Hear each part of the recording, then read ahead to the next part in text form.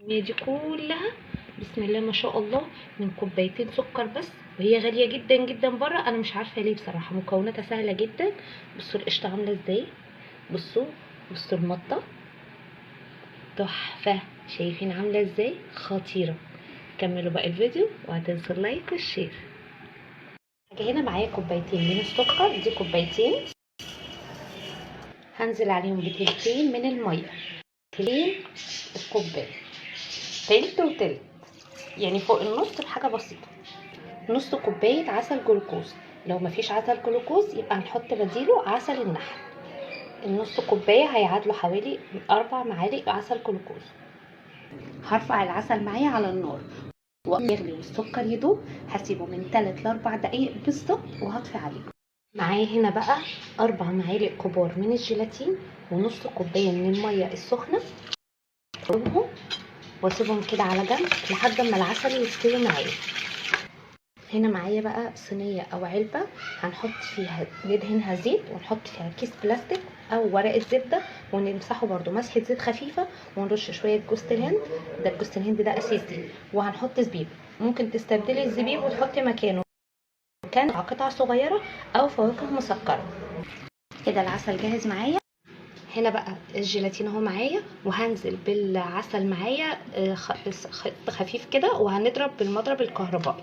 هنزل بشويه شويه وهنضرب على اعلى سرعه. شغاله بالمضرب هيكون الخط كده نازل معايا اهو. بصوا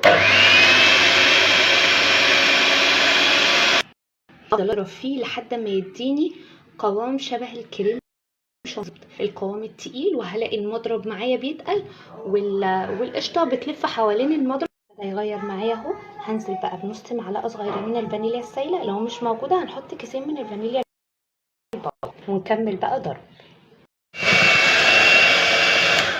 بصوا ابتدت تلم ازاي، خلاص هي كده خلصت معايا.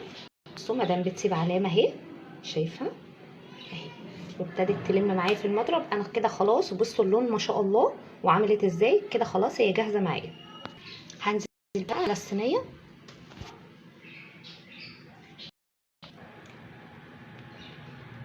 في الصينيه هرش برده شويه زبيب تاني. الزبيب اختياري بس الجوز الهند هنا اجباري عشان ابقى صريحه معاكم.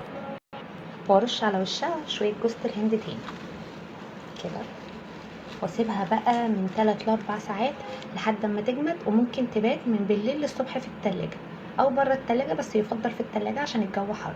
بعد كده هنقلبها ونقطعها مع بعض.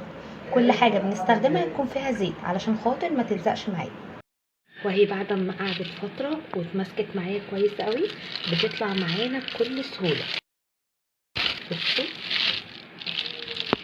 بصوا السكينه اللي هتكون ممسوحه كده من الزيت، بصوا زيت اهو عشان خاطر لما اجي اقطعها ما تلزقش معايا. هقطعها بقى اقطعي قطع حسب ما انت عايزه، كبيره صغيره زي كميه. بسم الله ما شاء الله، بصوا عامله ازاي. بصوا انا عايزه اوصل لكم، بصوا المطه بتاعتها، شايفين بجد خطيره. عملنا كميه كبيره جدا جدا من القشطه. بصوا هي غاليه قوي قوي بره، فهي في البيت مش مكلفه خالص، مكونات سهله وبسيطه.